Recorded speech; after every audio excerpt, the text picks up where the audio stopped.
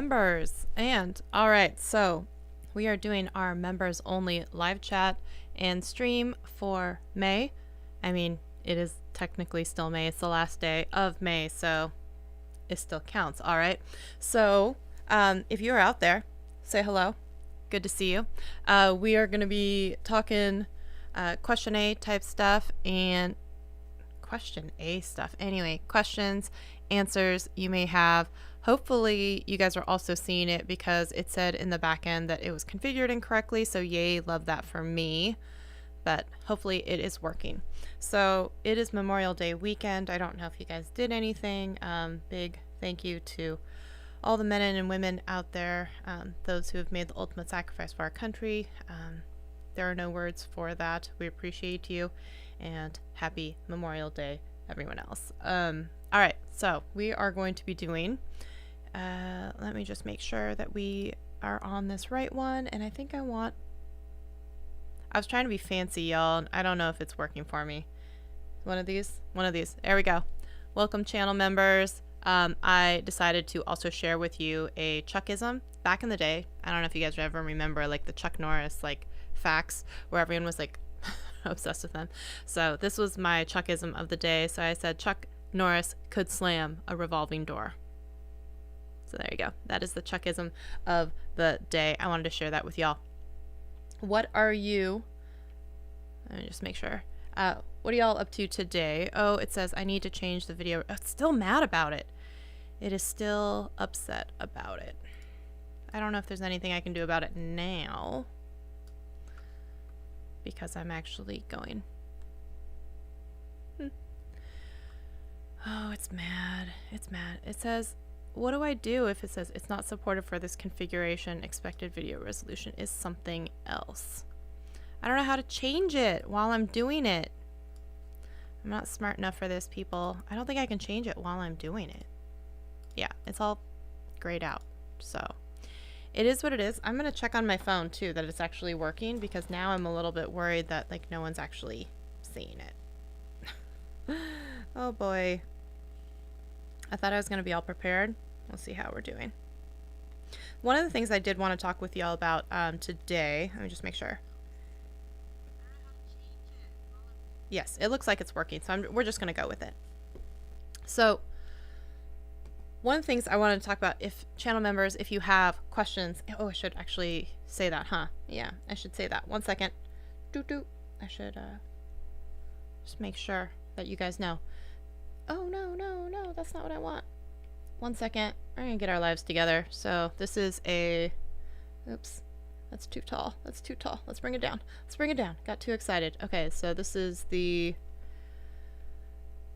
channel member Q&A for May.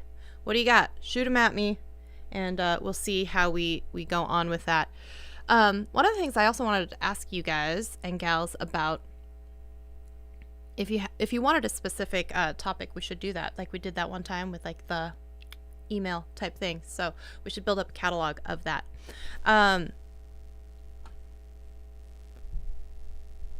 What are we going to talk about? Okay, so one thing I did want to talk with y'all about, I know we talked about this on a live stream, and I'm just gonna get my drink over here. I have had some questionable advice given to me from people, YouTube gurus, whatever else. I know that you guys have had some questionable advice given to you out there as well. I wanted to chat about it a little bit, and I don't need to necessarily call out anyone by name, but I think we can just chat about some of the bad advice that's out there, okay? So until any of the members come in and have questions, to try and this is what we're going to talk about. So one of the things that I see a lot of people, they're always talking about is going to be, we got to talk about the elephant in the room, which is always going to be all of this like sub for sub. So we're going to talk about this real quick. I don't know who got out there and started telling people that this was like a really good idea. I mean, I really don't, because the truth is, once you get a whole bunch of people who are watching your content that are not interested in your content regularly, they're just part of some Facebook group you found or whatever else, it's just never going to go that well for you. You know, it's just not. And once you see that they're not interested in your content and YouTube's trying to serve up more content to some people who maybe watched you one week but not the next week, and then, you know, YouTube is getting signals like, oh, people don't like this content, they don't engage with it. And not only that, but it's not your ideal customers, clients, audience, anything like that. You're really just doing yourself a disservice. So you're kind of like cutting off your nose to spite your face there, because then all of a sudden you've got one metric that's coming up, which is maybe watch time, but then you got another metric which is like tanking, which might be average view duration, because they might come in, drop a like, and then just like bounce, right? So what good does that really do you in the long run when you're not finding your own people that are really into your stuff? Wouldn't it be better to actually, I don't know, do some live streams with your audience that you want to talk to? And I'm waiting for my tea to cool off, by the way. I went into Pike Place Market yesterday and I got another batch. I was waiting for the Spice Market tea. So I've been like, last night I had some, this morning, I mean, yeah, we're teeing it up. And if you have a whole bunch of people who are not really interested in your content, then it's just not doing you much good at all. And I know it seems like really exciting and interesting and the right thing to do, but I assure you it's not. It's just, those kind of shortcuts are never going to get you exactly where you want to be. So just keep that in mind. So sometimes people are, and gosh, not only that, but you go into some of those and you see that phrase, like, one, it's so disrespectful to the channel that you're on because of the fact that they're like, oh, someone's commenting, and it's something that is so not anything about the video, but just someone coming in and trying to poach your audience because people are coming there, right? It's like, anyone who sees this, like this, and I'll sub back. No, you won't. How are you gonna know? Like, anyone who does this, hug for hug. And I'm like, great. Yeah, share hugs around the world, but we all know what you're asking for, and it's not the same, okay? And it's so disrespectful to the person whose video you're actually on. It's just awful. And the chances that those people are going to be the ones who are going to be like, oh my god, we're going to become YouTube friends, we're going to like collab in the future. If you're a motorcycle repair channel and a makeup channel and you're not doing motorcycles and makeup and there's not a lot of cross overlap, like, what good is that collab? Like, honestly. And the fact that you think you're really going to be friends, no, you're not. And it's selfish. And not only that, you'll probably find yourself in some sort of blocked words, banned area, and it's just not going to go well for you, okay? Just stop. Just stop it. Just stop it, okay? And another thing is, I guess we can come back here and we can kind of go in there and say all of this, like, comment, like, spam. It's really just spam, right? So you're seeing a lot of people being like, go to someone's video and drop a comment, but it's not a thoughtful comment. It's not something that's actually about the video. It's not something that furthers the conversation. It's not something that is asking the question of the creator making the video. It's the stupid comments that we just talked about. Hug for hug, like for like, sub for sub, which is also against YouTube terms and conditions as well, because just stop doing it, people. But we also see people who are like, oh, it's really a good idea to go and just comment on people's videos so that people will maybe want to be curious and comment back and, you know, come check out your channel. Now, this is a yes and no, okay? It's always one of those where I say, like, it's complicated and it depends. So the answer to that is, if it's in maybe your particular niche or like a niche neighbor or something like that, then yeah, those types of comments, if they are thoughtful, thought-provoking, asking a question, they can help. They can be good.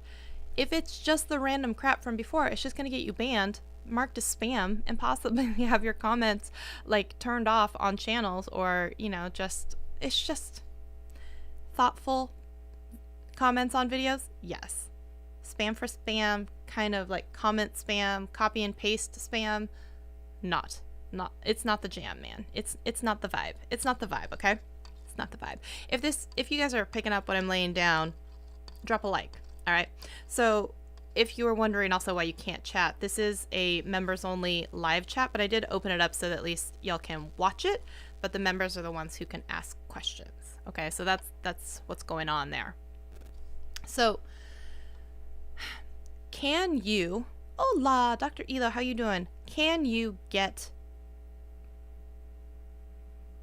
subscribers, interest, all of that from making comments on other people's channels. Yes, but they have to be like comments that are relevant.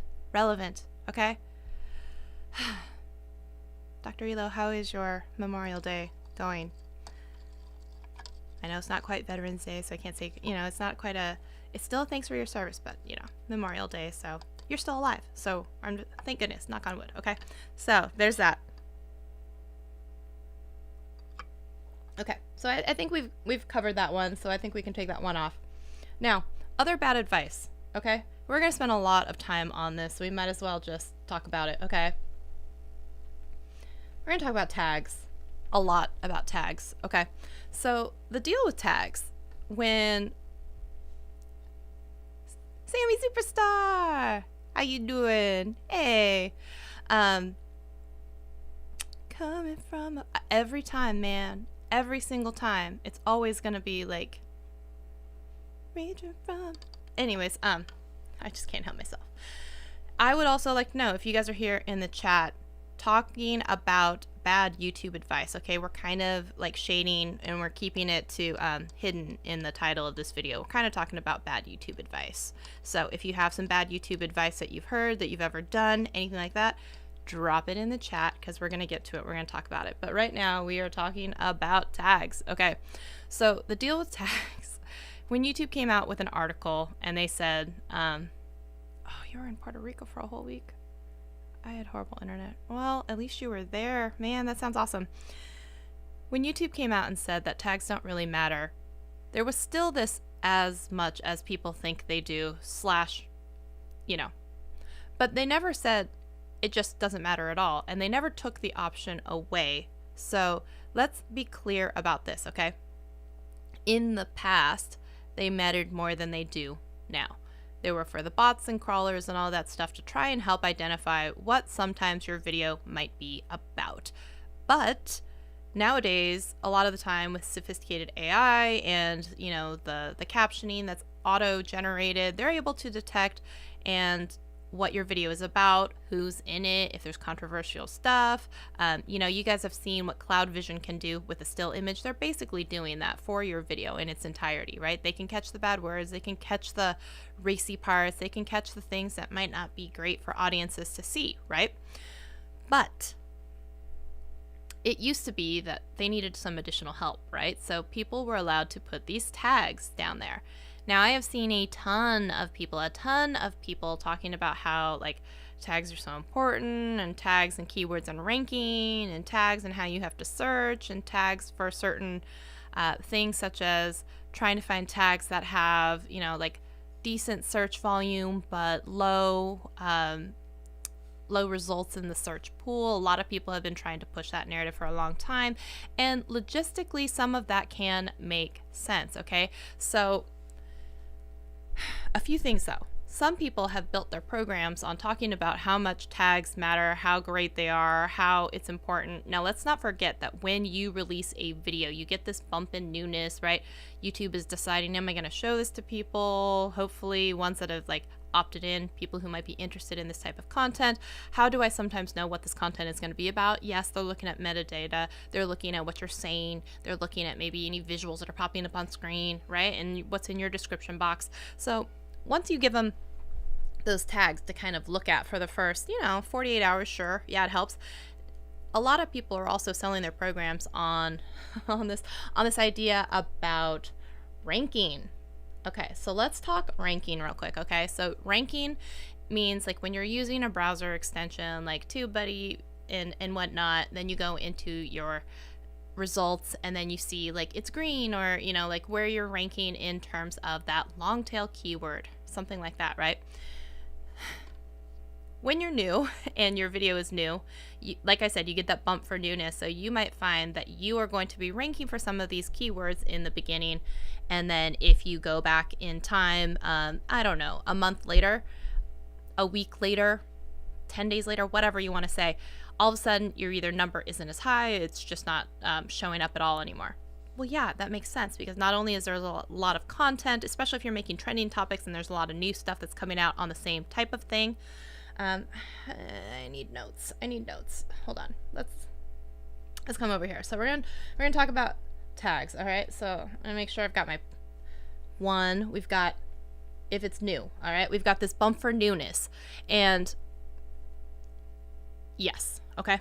Two, you also have to look at incognito. Okay. So if you are logged in to YouTube and you're searching for your exact title phrase or your channel and stuff like that, well then yeah, your stuff is gonna come up because YouTube is gonna know that you like your own stuff or whatever, and it's gonna match closely to what you're searching for. So all of a sudden you're like, oh my god, I'm ranking for this thing. Yeah, when you logged in as yourself and looked for it. Okay, so one of the first things you gotta do is you have to go into incognito mode and see if someone else who doesn't have the same browsing history, who isn't you, types in the same search, where are you actually ranking? Where are you actually?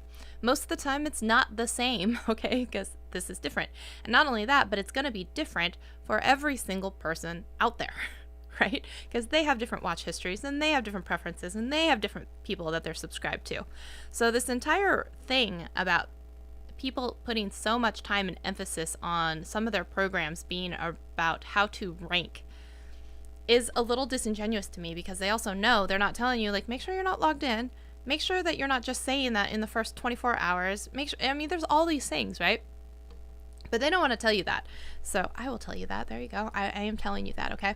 I still use tags. When I use tags, I get around 95 to 80% SEO score. Yeah, and I'm not saying don't use tags at all. And there's always, again, the other people who are like,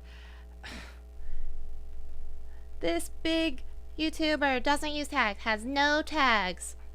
Okay, let's talk about that for a second too, right? Because first of all, when they have like no tags, they still probably have a huge audience and a huge maybe viewer to subscribe ratio, and a lot of people are going to be watching that, and because of the view velocity that's coming from them, their popularity, whatever else it is, they don't have to have a tag.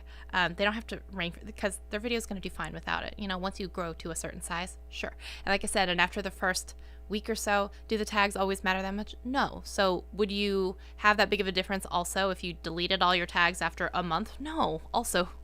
But if they're going to give you this field, right, they didn't take it away, they gave it to you, so you might as well still use them. But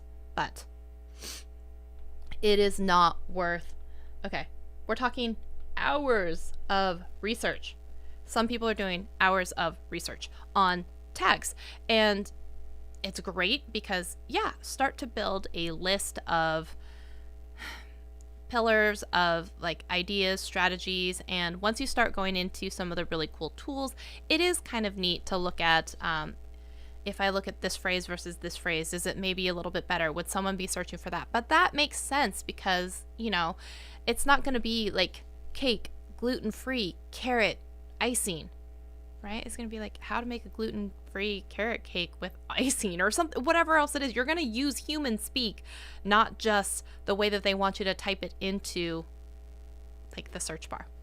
So I want to be very, very clear about this, okay? That a lot of the people who are pushing some of these programs that are very tag heavy, when they're not telling you, yeah, go back and check after 30 days, they're more than happy to have someone in their program take a screenshot in the first 24 hours while they're logged in as themselves and be like, look at me, I'm doing so great, the principles of this program are working. And it's just like,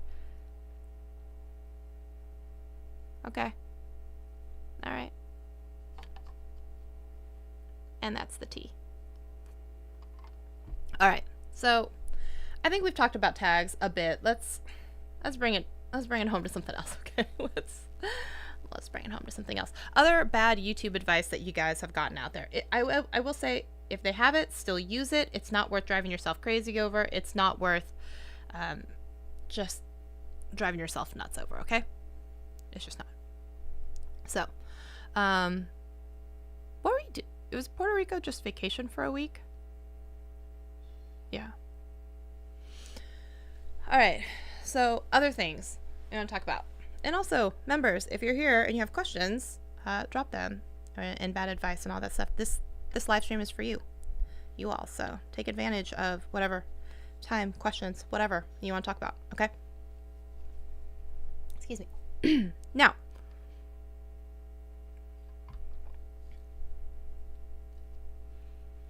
we're going to talk about a big one. Are we ready for this? Yeah, all right. Let's talk about this. All right.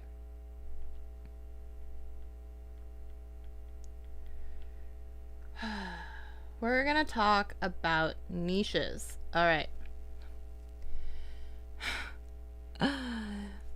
There's a lot of people out there saying you have to go, specific, and you're going to be the big fish in a small pond, and it's better to do that and not confuse the algorithm. There are some people, they're going to be like, F niching, do whatever you want, be a generalist, just make yourself happy, blah, blah, blah, all this stuff, okay? Now, the truth is there are a couple of things that you need to look at, okay? Because I know that some people will be like, you don't have to niche. And some people will be like, okay, I'm trying to tread lightly here. When someone tells you, stop focusing on your niche, but focus on your ideal audience and make the types of videos that they want to see, which I find comical, that is niching just by another name. Okay, I don't know why you think you're not saying that, because when you say, who is my ideal audience and what kind of videos do you want to see, that is the entire point of niching, which is to focus on a particular segment and audience, making content kind of in the same realm that you probably think they want to see.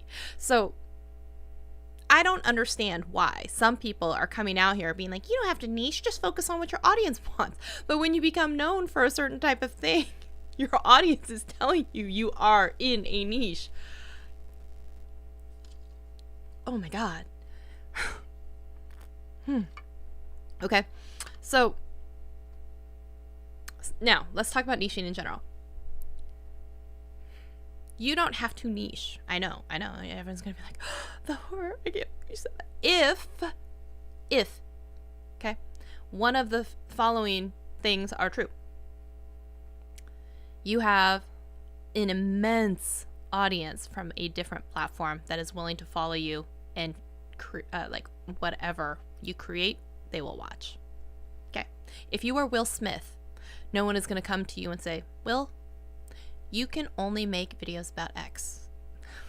Because he's like The Rock. He pretty much do whatever he wants, right? No one's going to stick The Rock in a box and be like, you can't make tequila or be an action hero or voice a Disney god in Moana or whatever else. He's gonna be like, I'll do whatever I want. I am me, I am the brand, I am the thing, right?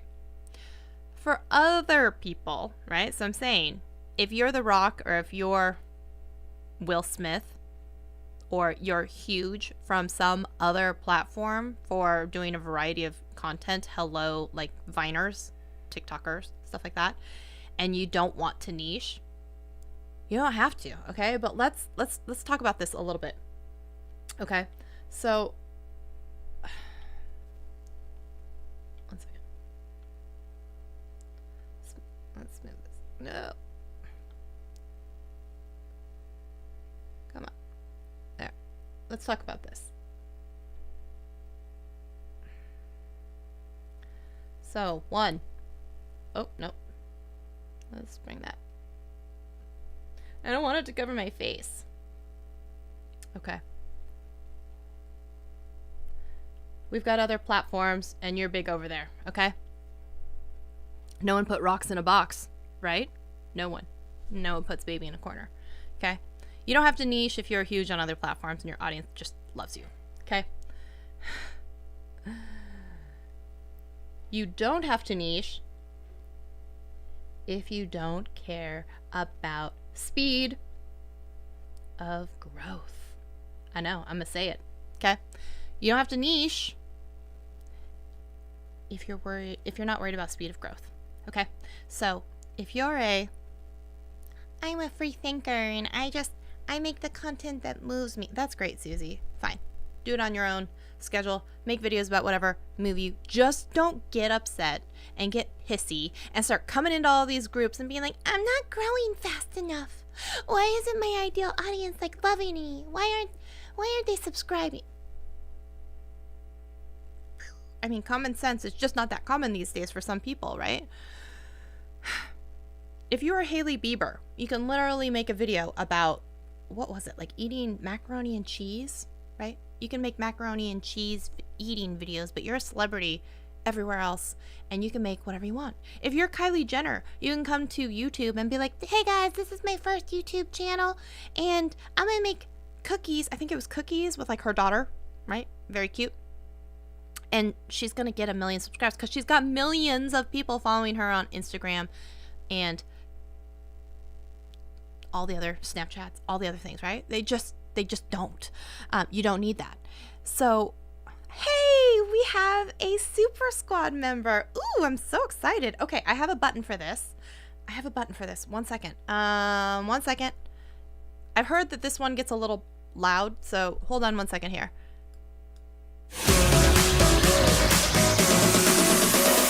Turn it up now.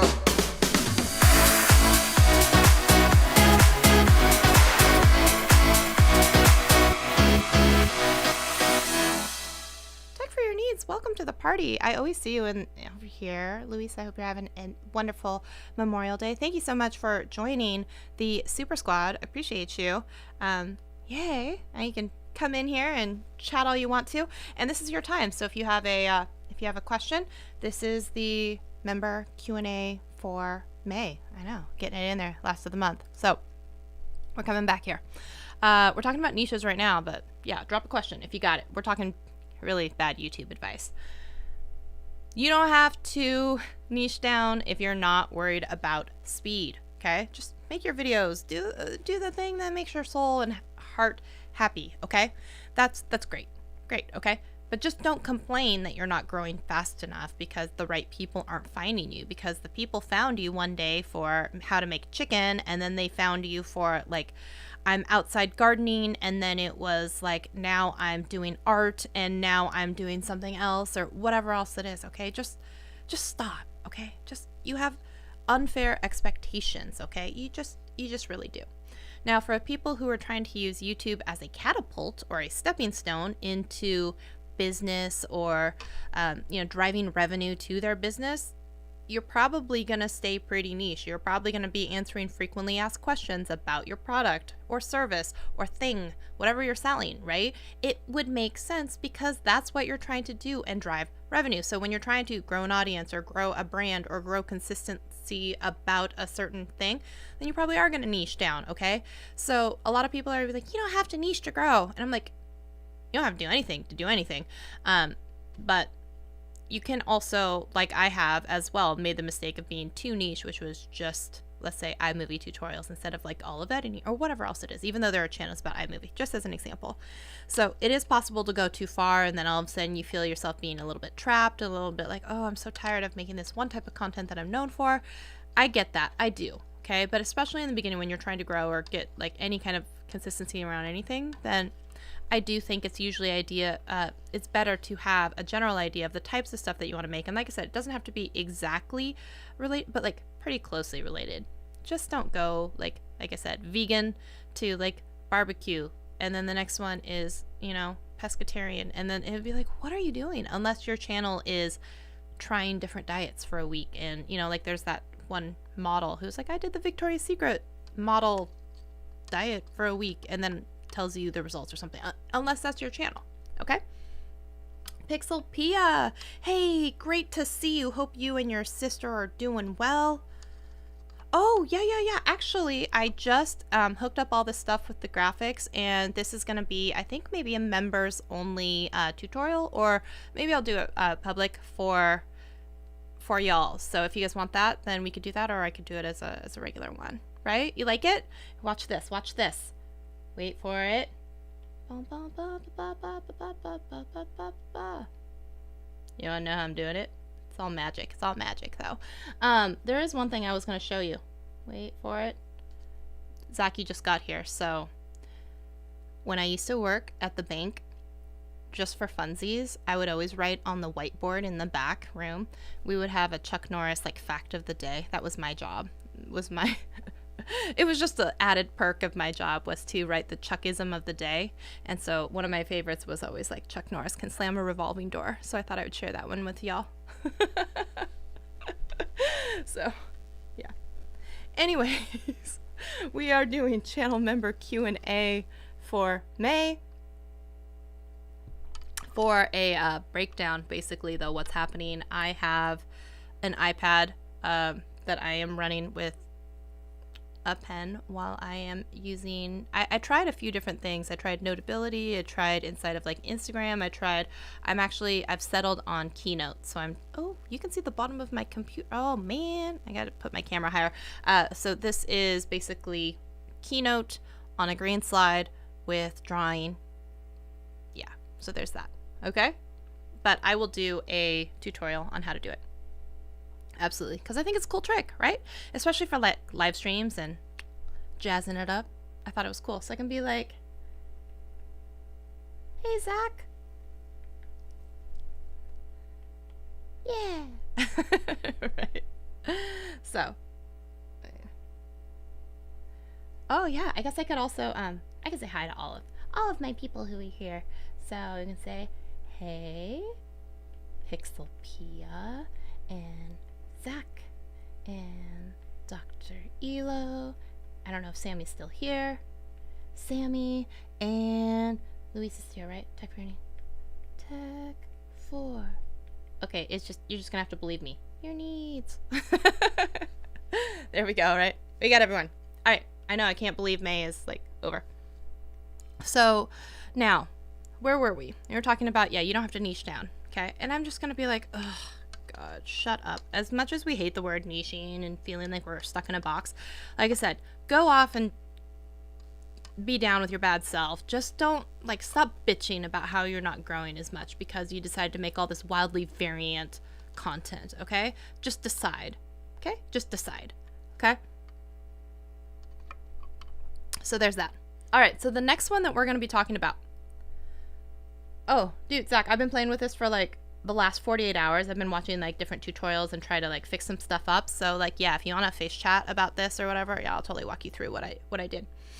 Cause it's actually, once you do it, it's fairly easy, but it's just like, okay.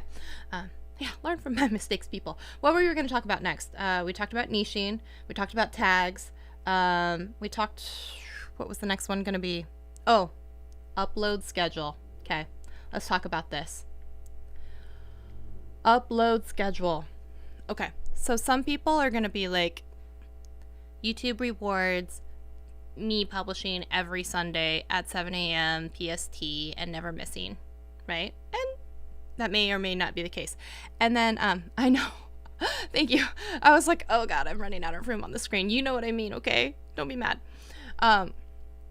So making sure that you have an upload schedule is not always just for the algorithm. Sometimes it's also for your audience, right? But sometimes it's also for you, because I don't know about you, but sometimes if there's not some sort of deadline in place, you know, all those procrastinators out there where you're like, I'll do it when I feel like it. And the problem with it is like very rarely, sometimes you really feel like it. Right? But if you know, like, oh shoot, my paper is due tomorrow, or my video is due to be published, or whatever else it is, then sometimes you're a little bit more likely to actually do said thing. Excuse you, mommy is live streaming, so sorry guys, it's live, so if my dog starts screaming, I can't help it, okay? Sometimes the schedule, yes, for your audience, but it's also for you, to keep you on track. Now, if you're gonna bitch and moan and cry and whatever about being able to keep your upload schedule, whatever it is, and I'm always in the camp of under promise over deliver. So if you can only make a video once a month and say new video monthly, or if it's every other week, say that, or once a week. But if you're gonna say like once a week or every other day or Monday through Friday, and then I look on your channel and it's like from 6 months ago, and I'm like, Susie, just change your banner. Like, stop telling me that you're going to publish. If you're one of those, I need to do it when I'm inspired, well, then take it off your banner, because obviously you can't stick to, like, commitment. Commitment's a hard thing for you, okay? Just be honest. Just be honest with people that you can't do it. That's fine. And no one is going to, like, hold your feet to the fire and be like, you didn't publish a video because it's not in your banner anymore. But just, like, be honest, like, with yourself. Be honest. So, the problem with having a schedule, right, is that then you feel sometimes a little bit less inspired. So for all those creatives out there that are like, I need to do it when I'm inspired, I need to do all this stuff when like inspiration gets me. Your boss, if you had a boss somewhere else who was waiting for your videos, they don't care that you're inspired. They want you to hit your deadline, okay? So in the end, you are your own boss when it comes to YouTube. So if you want to have a deadline, then do it. If you don't want to do it, then take it off your banner that you're not going to hit whatever else it is and go by the seat of your pants. And when you feel inspired, that's fine. For some people, though, it's just an added benefit of knowing when to come to your channel. And I know that some people will be like, people don't know when people upload. I'm like, bullshit. Bullshit. Some people do, because some people live and die by their own Google calendars or whatever you choose to do. So I know that like Madison Miller usually has a Saturday morning upload, which is new makeup releases, and I want to go check that out. And I know that my friend Glitter Fallout, Linda, is usually going to have a video for me on Mondays and Friday mornings. And she, luckily for me, is also in Eastern time, so it's always available when I wake up because she's already posted it, you know? Or like I knew that back in the day when Peter McKinnon was doing 2 Minute Tuesday, it usually didn't show up on Saturdays. It was usually Tuesday. And I knew that when Jenna Marbles was new videos every Wednesday, or sometimes /Thursday, as she would say, but it was weekly, and I knew when it was. So I don't think it's a fair assessment when some people are coming out and being like, I don't think people know when people publish videos. And I'm like, some people do. So you don't speak for all of people, but also some people like to have that kind of consistency and schedule into their life, and it's part of their routine that they know, like Saturday mornings, new makeup releases. That's just my deal, just like Saturday morning cartoons is. Now, on the other hand, consistently putting out crappy videos is not going to grow you an audience either, okay? Just because you can put something out and it's a piece of poop, okay? You can put lipstick on it, but it's still like a piece of poop with lipstick on it. So consistency for consistency's sake, sure, yes, absolutely not a good thing. Consistency for your audience / holding yourself accountable, kind of a better thing. So yes, you should still have a certain level of quality, but then all of a sudden, oh yeah, we gotta talk about this quality. Ooh, versus quantity, because this one comes up a lot, so we might as well talk about this. We're airing it all out today, y'all. All out today. And if this is resonating with you so far, can we get a thumbs up on this? Because I know some of y'all are out there listening, ghost listening, because you can't chat because you're not a channel member, but at least throw me a thumbs up on this video, because we're still sharing it with you, even if you can't chat. Okay. Quality and quantity, okay? This whole age-old debate is just interesting, because most of the time you may actually have a video that you think is quality, but your audience also doesn't respond to it, right? And then sometimes when you see this video that's gone viral and it looks like it's been shot on a potato, like, you're like, what the hell is this? And it's because it still strikes some emotional nerve or whatever else it is, right? And it goes viral. And one of my most viewed, now private videos, which was the Louboutin shoes shot on the iPad, precariously on on a shelf and stuff like that. I think it's at 720. Like, it did. I don't even think maybe at the time that particular iPad shot HD. I don't know. I could be wrong. Maybe it was, I had just gotten the new iPad and it was like 1080, but like, it wasn't a high quality video, and people still watch that one. And then I have videos that I've spent, give me a thumbs up or a comment on this video if this is you too. There are also videos that you have put blood, sweat, and tears into. You meticulously went through and made sure that the music was banging and, you know, the right vibe, and you went through and you made sure that your color grading and lighting was awesome. And for maybe you actually use B-roll. I don't do B-roll, but like, maybe you had awesome B-roll, or you know what I'm saying? Like, you spent hours on this video and it just flops and no one watches it. Anyone else? Just me? I've totally had floppers that I've put a lot of effort into, and I've totally had videos go off that, like, I was like, this one? Really? Why? Because the truth is, sometimes you're not the only person who gets to dictate what quality means on YouTube. Sorry, Susie. Your audience will determine what it is that actually they resonate with, they like, and they want to finish. It's a weird awful conundrum sometimes, right? And you're like, oh God, I really hope people like it. Or like, this piece of crap, yeah, just toss it out there because I need a filler video, and that's the one that takes off. And you're like, what the actual F? What the actual hell? So quality and quantity are subjective. Now, sometimes to even get to quality, you have to have quantity, unless you have quantity in terms of hours but not finished things because you went to school and blah, blah, blah, and whatever. Okay? Because there's some people who are classically trained in how to do that and spot quality. But, you know, what's funny is you may have those qualities in a video and it still doesn't perform well on YouTube. Maybe it's not even the right venue sometimes for it. Then you can have videos that, because of the sheer amount of volume of videos that you put out, you're just able to put together super duper quickly, right? And we've talked about that story about the pottery one. I don't know if we really need to go into it. I think you guys have heard it, but sometimes just the more you do stuff, the better your quality gets. Because of quantity, you end up with quality, right?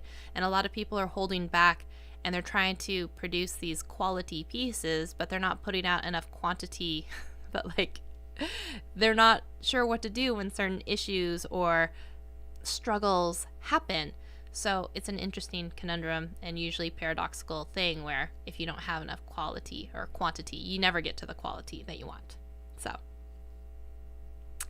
I just changed my upload to 1 video a week and 1 live stream to have more time to put into research and video editing. I can't tell if it's made any difference yet. I just changed 2 weeks. Yeah, 2 weeks is probably not enough time. If you gave it 60 days, you know, and a few weeks of data, then you'd probably have a more clear answer. But yeah, it's hard. I think a lot of the time when any of us make a pivot and we're always like, I did it.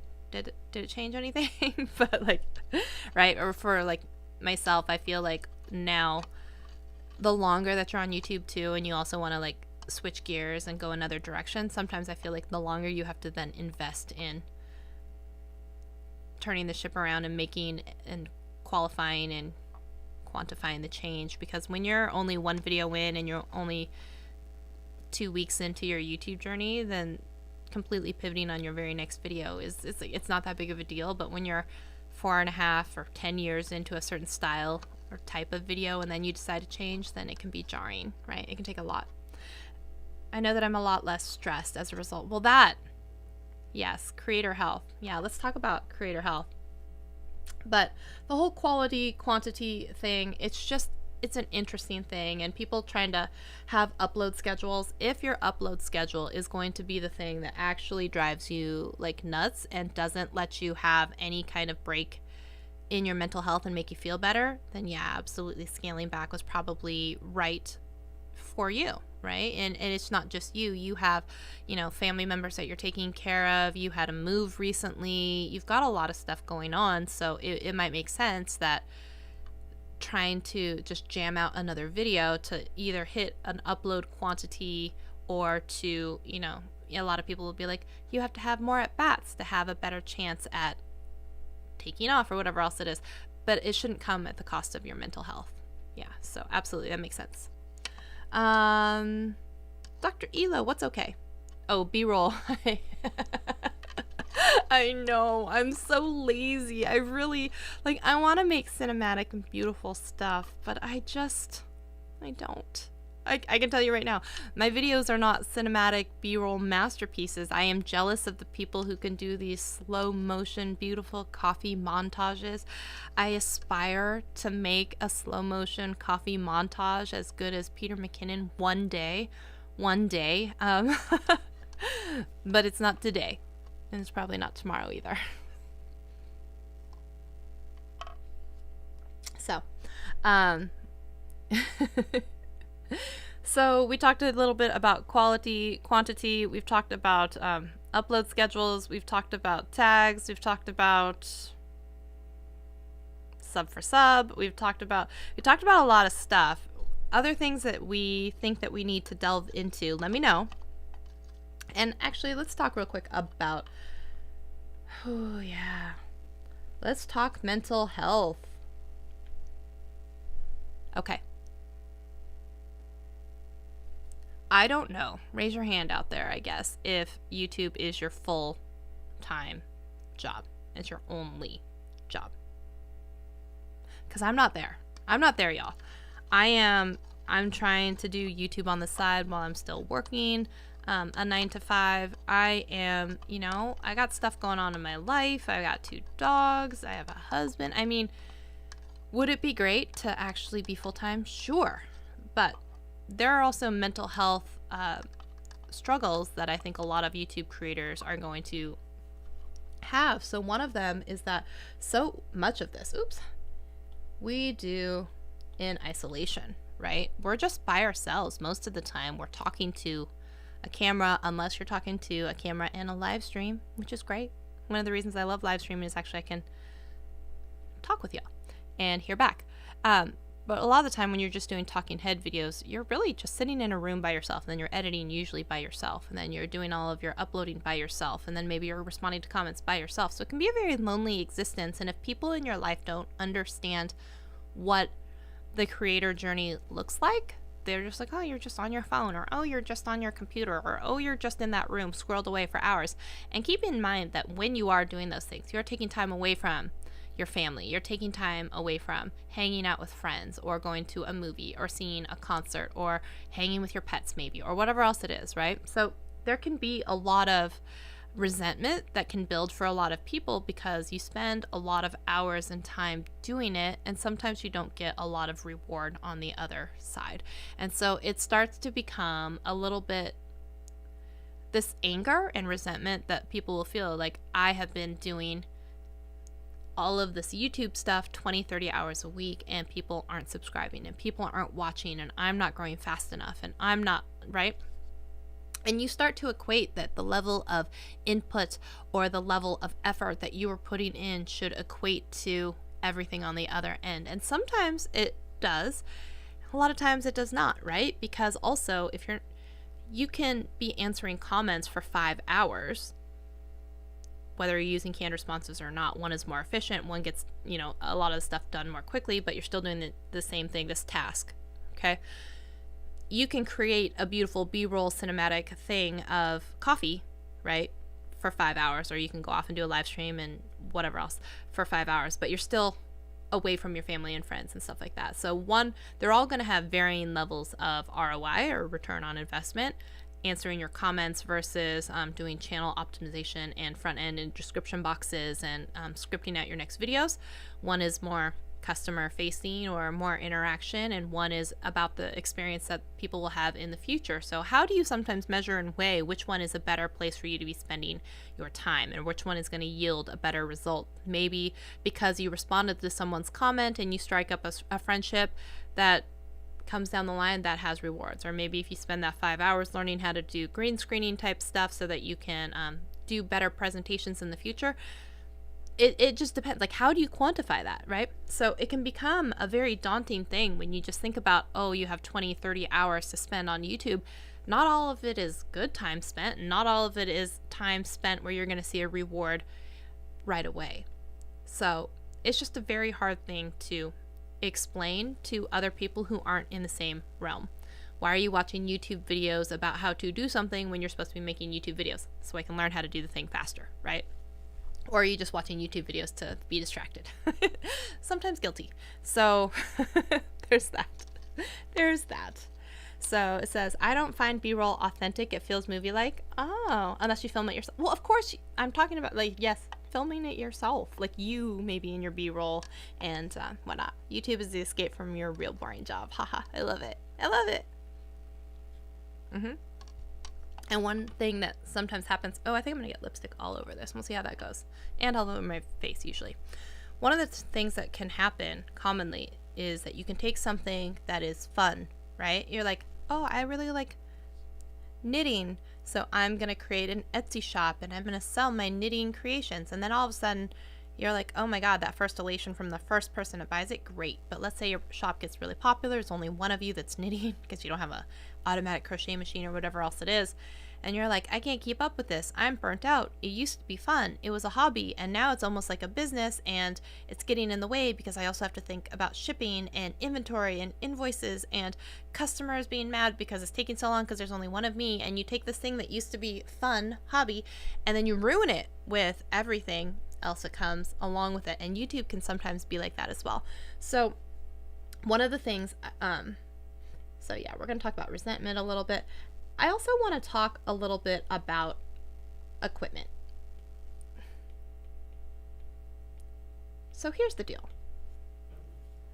We all have a little bit of gear acquisition syndrome, okay? And myself included, okay? This weekend, I am telling you, I was this close to pulling the trigger on buying like another camera. And then, I almost did. I made my husband like turn around and I'm like, go back to the store. I just want to talk to him one more time. And thankfully for me, the store was closing and I didn't have time to like whip out my credit card and be like, yes, let's do this thing on a new camera, right? And I started almost justifying all these ways that I was going to use it. Like, I'm going to do multi-streaming with multiple angles. Have I ever done that yet? No. I'm like, I'm going to use this to do my vertical video, like tutorials out in the field. Have I done that? And I think most of the time I use my phone. I think you guys all know the story. Remember when I went to go off and take photos at the cherry blossoms, which I need to post on Instagram again. And I couldn't figure out how to use my camera because I only ever use it for talking head videos and video, not like taking portraits. So I was just like, I don't know what to do. Use my phone. Like, so I need another camera, like I need like a hole in the head, but I wanted it. And then I actually was trying to justify because I was like, oh yeah, I've been using this camera for, let's say I bought it 3 years ago. And then I'm like, yeah, 3 years is a long time. And then all of a sudden we get into this vicious cycle of like, I need the new iPhone. It's only been 6 months since the last one. I need another iPhone, right? So I don't know if you all know a lot about personality types and stuff like that, but the Myers-Briggs one, but I am an ISTJ, so I'm actually an introvert, and I'm highly analytical, and I also tend to be a bit more frugal and try and make purchases last for a really long time, or I try to create ways so that I don't have to go out and spend money and use what I have, so, which is a lot of the time what you see in like YouTube videos is how to do more with less, or get the same type of look but for less. And so I was looking, and what I really wanted was to be able to do all this stuff with the writing and stuff, right? So I'm using the iPad from like 2 versions ago. I didn't even upgrade that. And I was just like, but I really miss the little sidecar, the little extra display. So I was like running around being like, here's this iPad 2. It's too old to do sidecar. And I was like, oh, well, like it was like literally cracked, but I was just, I just need it for the display. So I'm running around trying to be like, should I buy an iPad? And I'm like, no, you're so dumb. And that's the thing is like, that was all this time spent on worrying about gear, which may like incrementally make my life a little bit easier and more convenient, but really just being a distraction from like going out and like making videos. And like, so I've been tearing apart this filming room for the last 2 days trying to figure out how to do all these things that I think are going to make videos, let's say, more engaging or cool, but it'd be very easy to be so caught up in this that I just don't live stream when I'm supposed to at 5:30. So that's one of those, like, when you have your schedule or when you have things that are supposed to happen at a certain time, if I didn't, then I would just go off the rails and go into this deep research mode, which is this shiny object syndrome or gear acquisition syndrome, where I'm just trying to figure out all the different ways to like up my set, but then I'm not using my set to actually make videos. And where I'm going with this is when you first are getting into YouTube, you feel like you have to have the best camera, the $3,000 camera with a $2,000 lens. You need to have the aperture dome lights, which I still want. It's on my tech wish list. If you didn't know, I have a tech wish list on Amazon as well. I think on there is like the Sony A7 III and the aperture dome light and the new Deity wireless lav. I have tons of stuff on there. Do I need it right now? No. Do I want it? Yes. It's on a wish list. And I think it's really easy to then sink thousands of dollars into a new YouTube channel before you know it, before you've even made your first video. And that's why I would always encourage people to like use your phone. Can we, get you into an editing program that's free? Can we somehow get you into creating content so you can see if you even like it? Because a lot of the time, then people will buy all this equipment. They don't even use it, or they don't know how to use it as well. And then they never even end up publishing a video, but now they're also thousands of dollars in debt from equipment to get their YouTube video up and running. And it's just a sad state of affairs. And when you see also like beauty channels, I know this has been a big thing where they go off and you see a lot of the beauty girls and gentlemen with tons of drawers and everything is lined with tons and tons of product, and you start thinking, I need to have drawers that look like this, I need to have tons of product, I need to have these drawers at all, I need to have all these beautiful lights. And once you get into it, then you also realize like, oh, I don't know how to edit. Oh, I need to buy Final Cut Pro, or because that one's the best, or Premiere Pro, and I'm paying $50 a month, and you don't know how to edit. You don't know how to actually film videos. You don't know anything about the equipment that you have. You'd be better served to actually just use your iPhone and actually like better lighting and upgrading your audio and lighting first before spending and plopping down more money on equipment. And I feel like sometimes people don't want to tell you. I mean, there's a lot of people telling you, don't go out and buy all this gear, but there's a lot of people telling you all the new gear to get, all the best stuff, best camera for vloggers, best camera for beauty shots, best lens for bokeh, whatever else it is. And you're constantly inundated with this need for like having to get whatever so that your videos can be better, so you can have a better Peter McKinnon coffee B-roll cinematic masterpiece, right?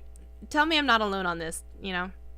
And so I constantly feel bad that like my equipment isn't as nice as X person's, or I see someone with a new camera and I'm like, oh, that would be nice. But the truth is, right, we've already established I don't even know how to use the gear I have. So that's a problem there. But I don't want to see people starting a new YouTube channel already thousands of dollars in the hole, because if you're banking on your YouTube channel to be making you enough money to pay off all of your gear, that's just never going to be a spot that you're going to be able to pay back for probably a year or more, to be honest, right? Because it can take a lot of people a lot of time to hit those monetization requirements in most cases. So I've had my beauty channel, I can't even tell you now, for however many years. I think I'm at 960 subscribers. So I was like, oh, sweet. You know, this is awesome.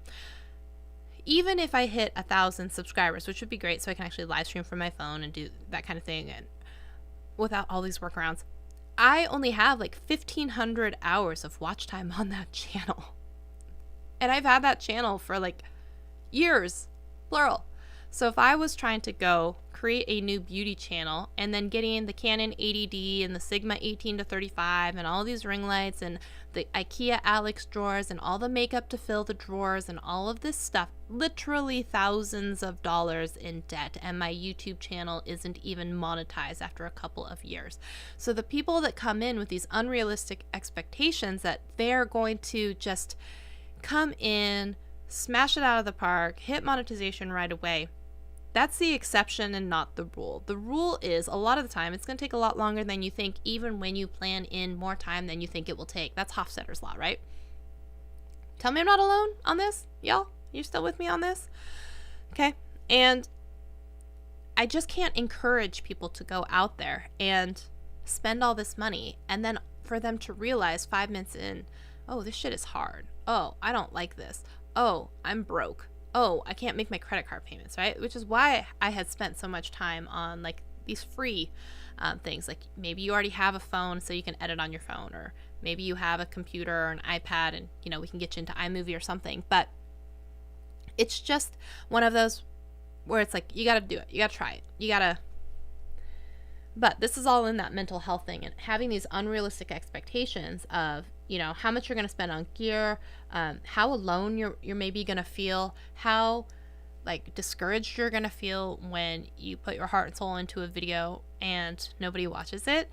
A lot of this stuff people don't really talk about. And so I just, you have the IKEA Alex dress. Awesome. Yeah, I mean, I have them too. And actually I'm thinking about at some point, so on my beauty channel, I am doing this like 100 days of makeup, and I actually dropped down like a paper roll that I have. So, but it's in front of like my beauty mirror, because like my beauty mirror is like up to the back of my like filming table, so you would see like everything. So I dropped down this paper like from the ceiling. It doesn't look great, but I'm still trying. And it's interesting. So I was thinking about maybe rearranging my filming room so that I have like a separate space for like the beauty stuff, to have like a different background, because I would love your guys' input on that too. I've had this set for a while, and while it's great, I'm thinking about making some changes as well. So we'll see. But I definitely am thinking about having like a separate space for beauty. That way, if you see me on the beauty channel versus if you see me on this channel, then it has like a different, distinct look and feel, almost like sets, you know? So almost having like a separate set for the beauty stuff. So anyways, those are my thoughts. We have a second. So let's hear from y'all. Let's hear from y'all. Oh, you can't really see this member channel thing, huh? Can you? Let me scooch that. 1 second. I'm gonna do this. I'm gonna move it over here. This is the channel member Q&A for May. So if you have a question that we can maybe answer together. We're also doing hot takes on bad YouTube advice. So that's what we're doing. That is what we are doing. So let me know if what you have. Oh, geez, we've already been going an hour, so there you go. And channel members, we'll definitely do a tutorial on this, but maybe we'll make it public. Whatever. We could do an extra special session, though, just for y'all if you wanted to do that. Do you have any other hot takes, things you want to chat about? Let me know. Let me know. You know what? We haven't boogied at all during this one. So let's do that. Let's find one song and boogie, and then I'm going to give channel members just a little bit to any last comments, questions, concerns, because I want to make sure this is your time that we answer whatever you got.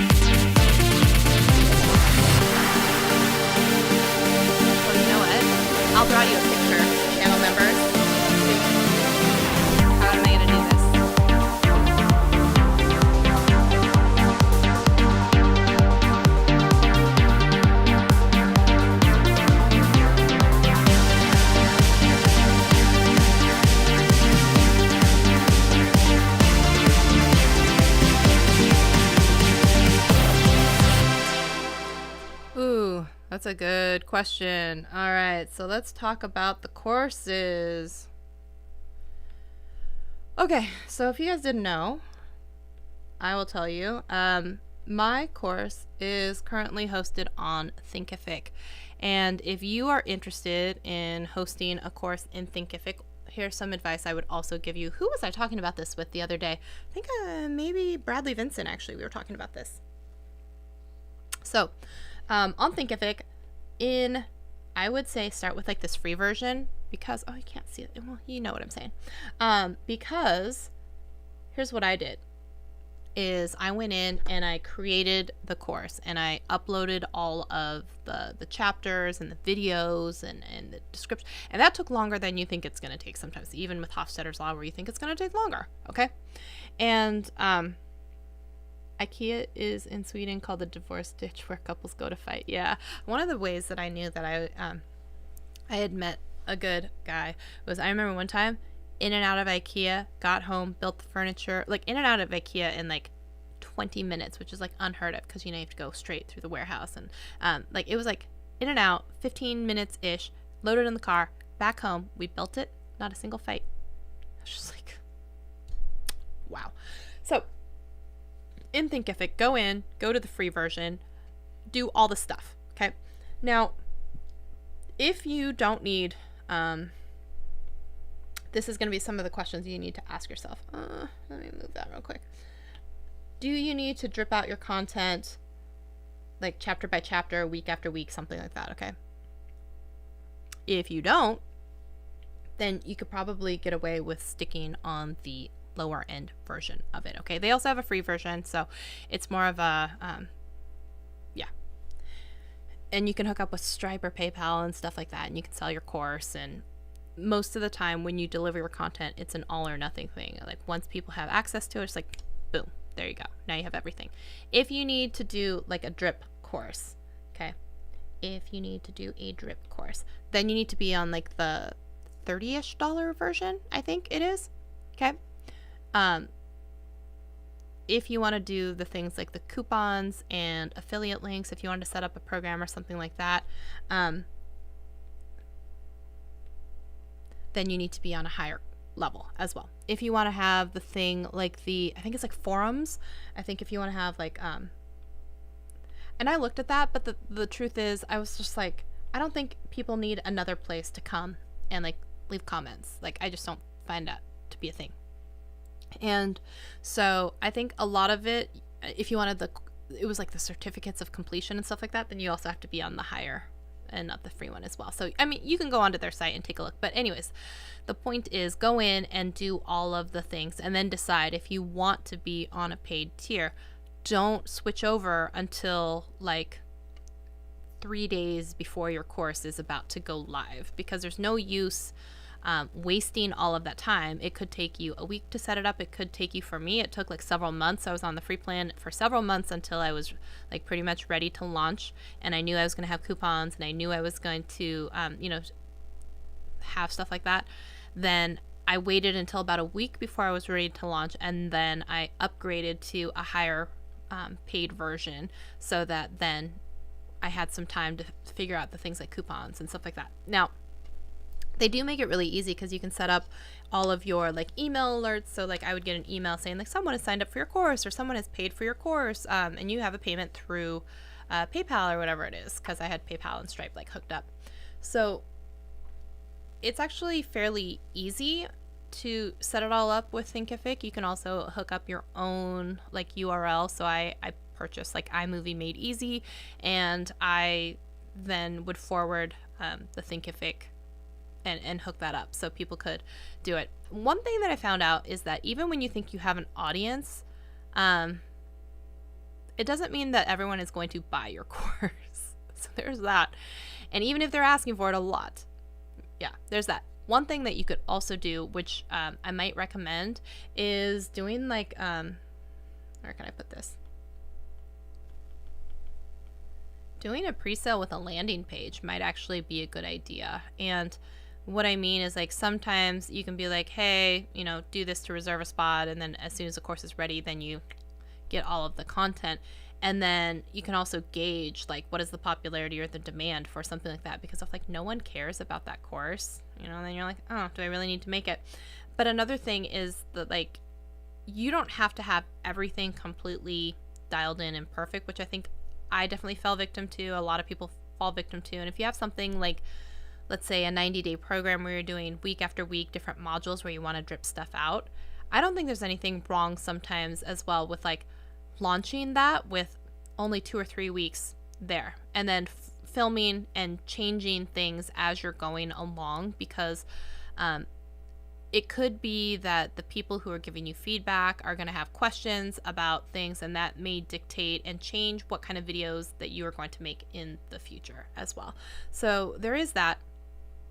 And honestly, I would say that like people who end up paying, when you have a paid level, whether it's channel memberships on the side, whether it's a course, whether it's a digital product that you have on Etsy, anything like that. When people get things for free, they may or may not actually do it, and they may or may not value what it is that you're giving them or teaching them, anything like that. When people have to pay, I feel like sometimes they pay more attention. When they pay attention, right? And it's also a way for you to gauge if someone is actually bought in or kind of, I don't know how to say it. There's a lot of people that will take everything that you have to give them for free, whether it's iMovie tutorials on this channel, right? And as soon as you say, great, I'm seeing that you're getting value from this, pay me, and you're going to get an upgraded experience. There's a lot of people who are never going to switch over and pay. There's a lot of people who also, of that group, are going to get angry that you are now pay gating some of this best information. And there's some people, like, if they're, like I said, they're never going to make the switch into a paying person, that's fine. Then what they get is they get to consume the content that you make for free and put out on YouTube, whatever else it is, right? And I'm trying to think about how to phrase this. It's just like,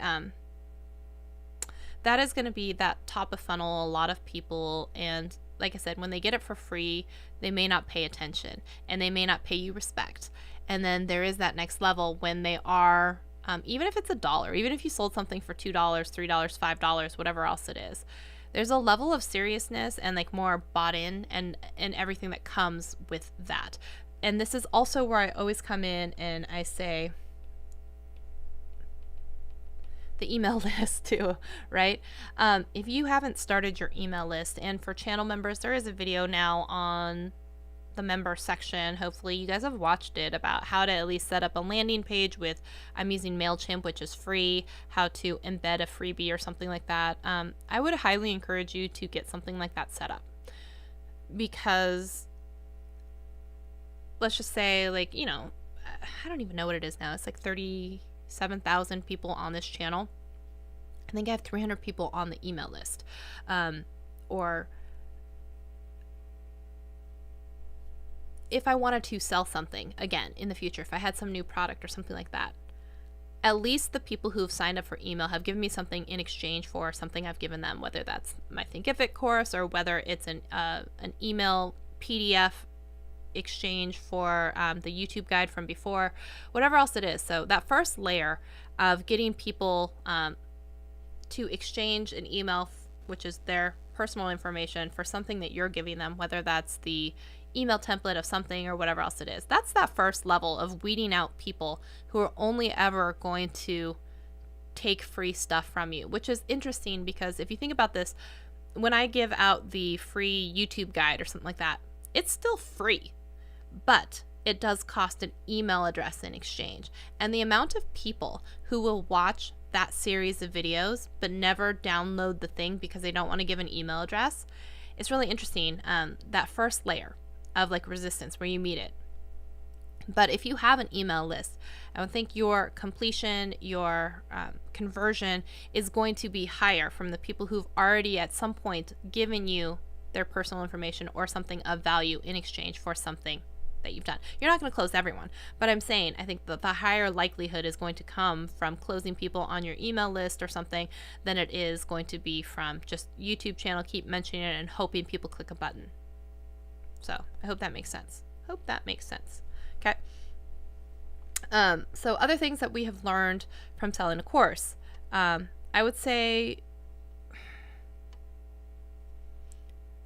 probably the first time that you make a course, and it was definitely the thing for me to be true, you're probably over analyzing, which is something I do, how much content needs to be in there. So I and a lot of people will go the route of, this needs to be jam-packed with as much information as possible. I'm going to give every single tip, trick in the book, no stone unturned. This is going to be complete, comprehensive, and it is going to be like amazing. And that's great and all. But the problem is when a new student comes into iMovie Made Easy and they see that this thing has 45 modules and it's 7.5 hours long, that's intimidating also for a lot of people. And the truth is, a lot of people don't complete the series. Sometimes they are going to the parts that make the most sense, and so you start looking at the statistics and analytics of it, where it's like, oh, maybe it's overwhelming for people, the amount of information that's in here.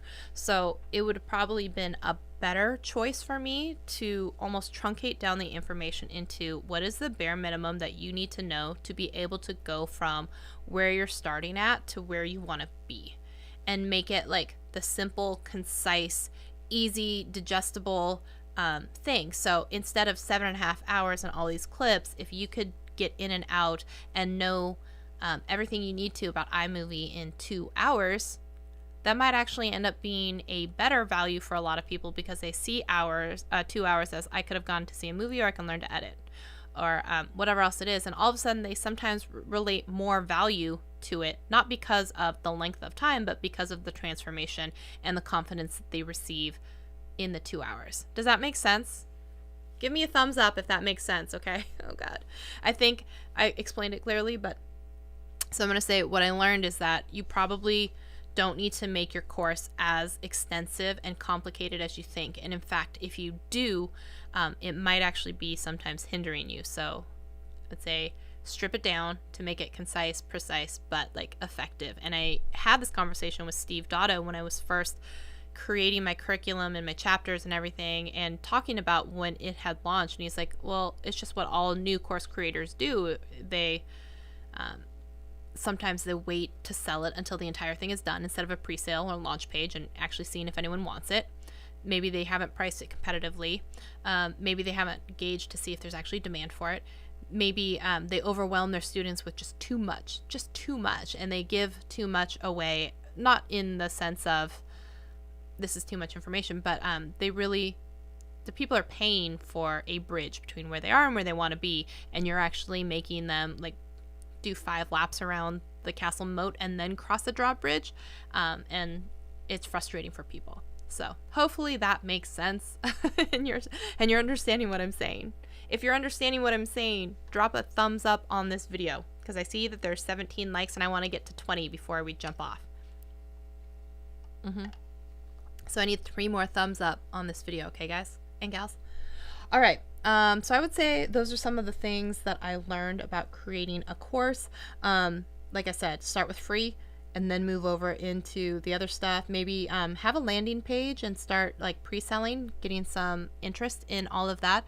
And when you're ready to switch, I think down in the description of my video, there is even a 1 month free of like, not the $30, but I think like the $70 month of Thinkific. So start on free, and I think then you can click on the other one and do that, or whatever, or wait until most of your videos and like such are in place, so that when you do get the free access to the higher thing, you can just go in and start uploading your videos in bulk and like get going on it.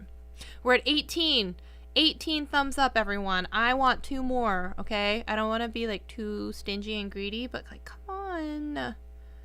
That was really whiny. Oh wow, there's already 2 thumbs down on this videos. I didn't know I pissed off people. Sorry. Are they mad because maybe they couldn't chat? Sorry. Yeah, that does happen. So anyone who is watching this right now, it's because this is supposed to be a members only live stream. And actually the members only live stream is supposed to be for Silver Squad and above members. But I'm trying to be nice and opening it up to all channel members. And so I figured the nicer alternative, and silver members, you guys can tell me if this is offending you or if you think it's not okay. I tried to open it up to everyone, but at least on the chat then make it so that only channel members can say things. Because this is your time, so we don't want to like have other people detract from it. But if it's a problem and you guys want to go back to private live streams that are only for channel members silver and above, then let me know. But I thought this was kind of a nice thing that you can like, we can still share the information, people just can't chime in. 21 on my side and 3 down. Oh no, there's more thumbs down. Oh God, just since I brought it up, now people are like, okay, now they're pissed. Okay, last minute questions, and if not, then man, I'm sorry whoever I pissed off while I was explaining about the videos that you decided that was the time to thumbs it down. We'll play one more song. If you have any other questions, drop them. Otherwise, we'll finish here in just a second. Enjoy the ride. This one's called Enjoy the Ride. 21 up and 3 down. I know, I'm sorry.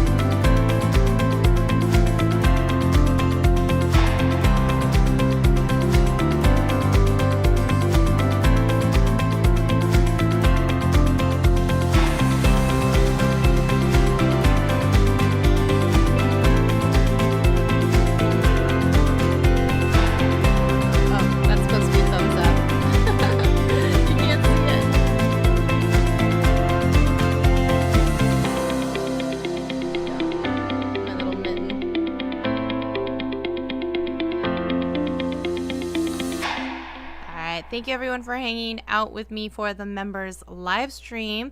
If you have other things that you want to see, make sure you drop it in the community post so that I know what other videos you want to see, so it doesn't have to just be a Q&A session.